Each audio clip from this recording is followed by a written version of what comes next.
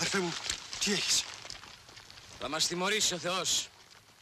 Τρογόμαστε για τα αξιώματα και αφήσαμε την πατρίδα να χαθεί.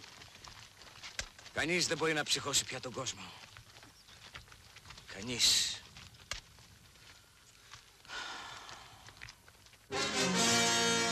Έλληνες! Έλληνες! Πώς κάνετε έτσι, μωρέ, για 10 παλιότουρκους που μπήκα στα μωριά? Σεις δεν είστε που τους νικήσατε στο Βαλτέτσι? Σεις δεν επαντήσατε το κάστρο στην Τριπολιτσά? Αυτή ήταν πόλεμη, μωρέ. Τώρα θα λιγοκαρδίσουμε. Δεν μιλάτε. Σηκώστε ψηλά το κεφάλι. Κοιτάτε με στα μάτια. Ίσα στα μάτια.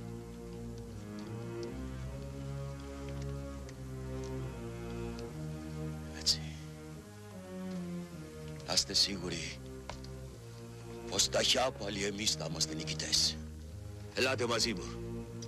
Θα σας βλέπει ύστερα ο κόσμος. Θα σας δείχνουν στα παιδιά και θα λένε: να, αυτοί είναι που τσακίσανε το δράμαλι. Ποιος δεν θα το ήθελε αυτό, μωρέ?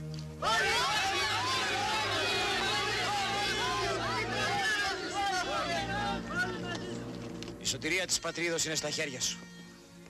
Μαζί σου θα έρθω κι εγώ. Απλός στρατιώτης στις διαταγές σου. Φτάνει μονάχα να σωθεί η πατρίδα.